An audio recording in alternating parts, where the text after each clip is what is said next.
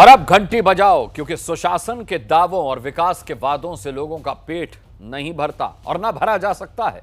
उनकी प्यास भी नहीं बुझाई जा सकती ऐसे दावे और वादों से। इसके लिए सरकार को सच की जमीन पर उतरना होता है और वहां उतरकर कुछ कदम उठाने होते हैं। लेकिन सत्ता में आते ही नेता हर उस सच से दूरी बना लेते हैं जो उन पर सवाल खड़े करता है। लेकिन हम ऐसा होने नहीं देंगे, ना हमने ऐसा कभी होने दिया। जनता की चुनी सरकार का सच से सामना करवाते हैं और आज भी करवाएंगे और ये पूछेंगे कि आखिर वो अपनी जिम्मेदारी से कैसे भाग सकते हैं। इसीलिए आज आप हमारे साथ घंटी बजाइए उन सरकारों की जो 2 बूंद पानी के लिए हजारों लोगों को कई सालों से तरसा रहे हैं। बिहार के गया से ये एक्सक्लूसिव रिपोर्ट देखिए।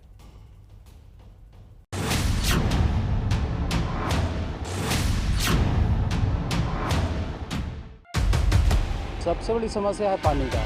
जो पानी है निकलता है एक खेती वाले इलाके में निकलता है और यहाँ से पानी हम लोग पाइप के थ्रू ले आते हैं। अब तक सरकारी योजना का कोई लाभ हम लोगों को नहीं मिल पा रहा है, पानी की व्यवस्था नहीं।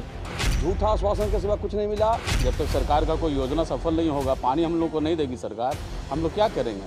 हर घर तक नल का पानी पहुंचाते हैं। इस गांव में आप जहां निकल जाइए वहां इस तरह के पाइप बिछे नजर आएंगे।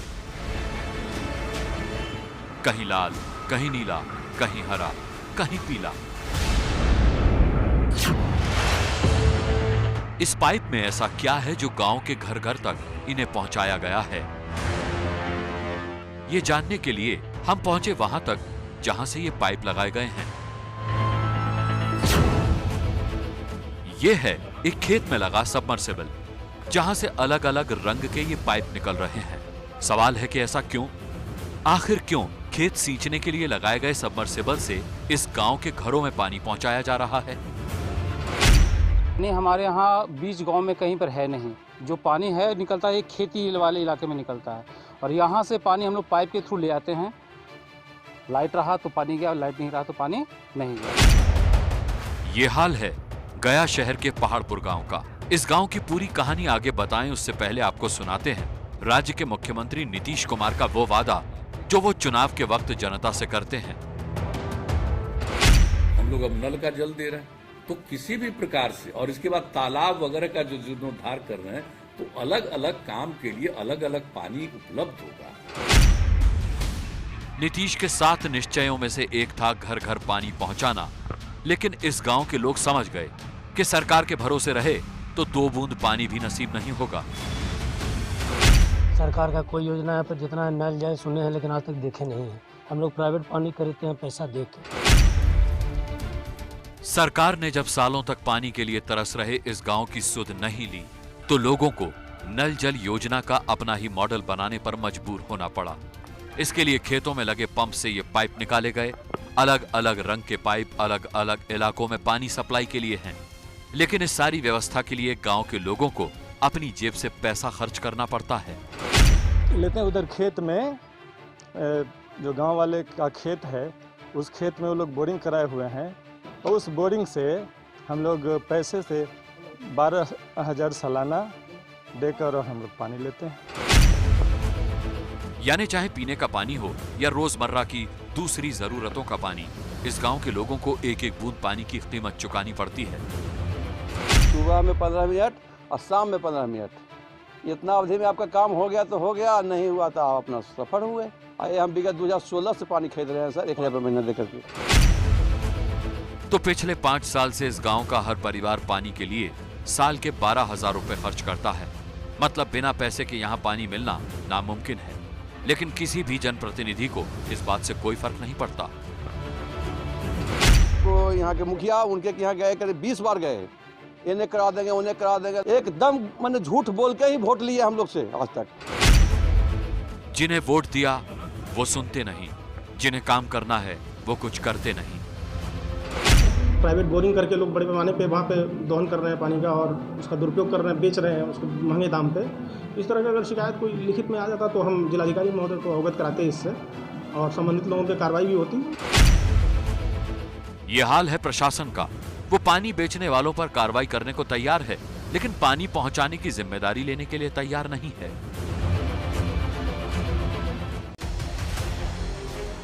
जिम्मेदारी से भागने की ये कहानी सिर्फ एक गांव तक सीमित नहीं है।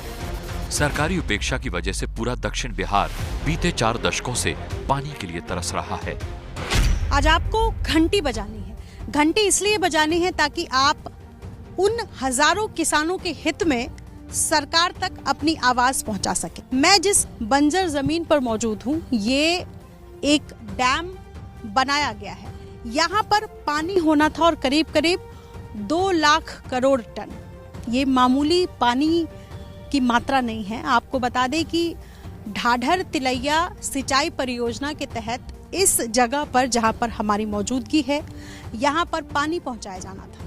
मेरे कैमरा पर्सन विशाल राय आपको दिखाने की कोशिश कर रहे हैं टॉप एंगल से कि दरअसल जो दाईं तरफ मेरे आप देख रहे हैं, इधर से तिलैया डैम से पानी आना था और यहाँ से पानी गया के 7 ब्लॉक और नवादा के कुछ हिस्सों में पानी के लिए जो किसान परेशान है, उन किसानों के खेतों तक सिंचाई के लिए पानी पहुंचाया जाना था। ये सामने जो आप फाटक देख रहे हैं, कई सारे सुलिस गेट्स बनाए गए हैं। इसी गेट्स के सहारे दूसरी तरफ जो किसान इंतजार में है पिछले 43 सालों से, उन किसानों तक पानी राहत लेकर जाता। उस पानी के इंतजार में ये जमीन सूख गई, किसानों के खेत सूख गए, लेकिन इंतजार खत्म नहीं हुआ। पानी नहीं है, पानी का कोई साधन यहाँ पे है नहीं। यहाँ पर कोई व्यवस्था नहीं है, न कोई बिहार सरकार की व्यवस्था है, न कोई बराज का व्यवस्था है। इलेक्ट्रिसिटी बोर्ड भी बॉल बारने के लिए लाइन यहाँ दी है, अति के लिए लाइन है नहीं। गया के तमाम गांवों में किसानों का यही हाल है। सिंचाई के लिए वो या तो बरसात के पानी या फिर मोटर पंप पर निर्भर रहते हैं। उनका कहना है कि बराज बनने के बाद से उम्मीद जगी थी, लेकिन अब वो खत्म होती दिख रही है। गया समेत दक्षिण बिहार के कई जिलों में पानी का संकट हमेशा से रहा है। 1978 में बिहार और बंगाल के बीच पानी को लेकर एक समझौता हुआ। समझौते के तहत बिहार को 2 लाख एकड़ फीट पानी मिलना था, लेकिन उस परियोजना को हरी झंडी मिलने में ही 22 साल लग गए। साल 2000 में परियोजना को हरी झंडी मिलते ही परियोजना का काम फिर लटक गया। करीब 20 साल बाद साल 2020 में नीतीश कुमार ने इस परियोजना का उद्घाटन किया। 300 करोड़ की लागत से ये बराज बनकर तैयार भी हो गया, लेकिन पानी फिर भी नहीं आया, क्योंकि बिहार और झारखंड सरकार के बीच इसे लेकर विवाद चल रहा है।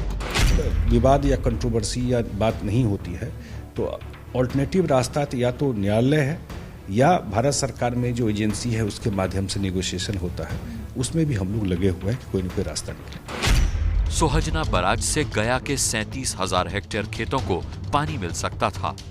इसके लिए 10 किलोमीटर लंबी नहर भी खोद ली गई, लेकिन सरकारों के झगड़े में बराज से लेकर नहर तक की जमीन में दरारें पड़ गईं और पानी के लिए तरसते लोगों का इंतजार और लंबा हो गया। और अब बात उन लोगों के दर्द की जो सरकार की गलत नीतियों की वजह से सालों से बेरोजगारी का दंश झेल रहे हैं। बिहार के सीवान में चीनी मिलें बंद हुई तो वहां के सैकड़ों परिवारों को इसका खमियाजा भुगतना पड़ रहा है और सरकार सोई हुई है।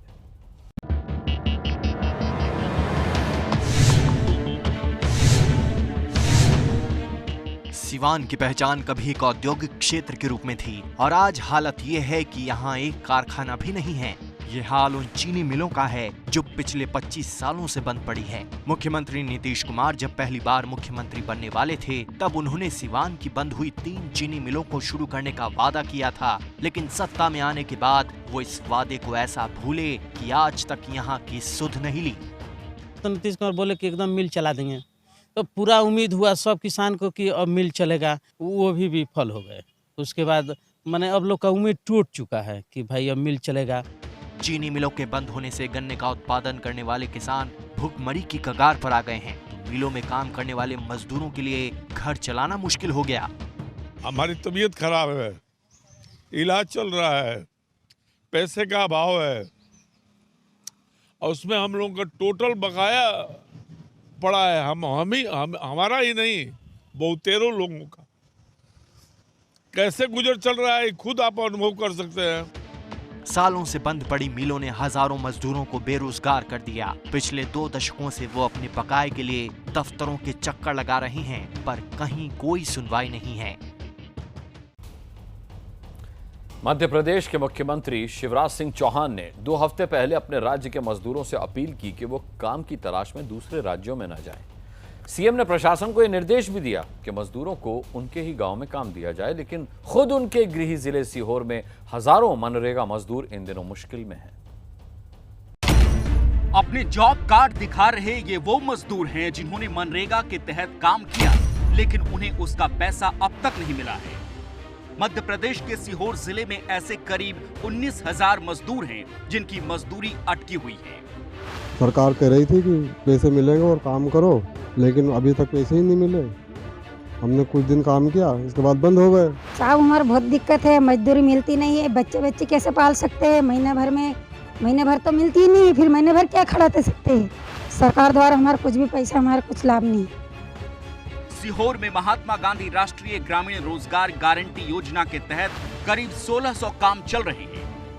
यहाँ एक दिन के काम के लिए मजदूरों को 190 रुपए दिए जाते हैं, लेकिन मजदूरों की शिकायत है कि कई महीनों से न तो उन्हें पैसे मिल रहे हैं और न ही उन्हें काम दिया जा रहा है। 1 महीना होगा साहब, ना तो शिवराज जी सुने, ना वो कहीं नाम उनका मोदी जी सुने, गरीबों आदमी की कोई नहीं सुने साहब। ये परेशानी हमारे साथ में होती है। अभी मनरेगा में राशि की थोड़े दिन से समस्या आ रही है मजदूरों के लिए, लेकिन वो केंद्र सरकार से राशि आती है और जल्दी ही उनके खातों में भुगतान हो जाएगा। सीहोर में 19,000 मजदूरों का 8 करोड़ 92 लाख रुपए का भुगतान नहीं हुआ है। हर दिन की मजदूरी पर गुजारा करने वाले इन लोगों के लिए अब एक-एक दिन का इंतजार भी भारी पड़ रहा है।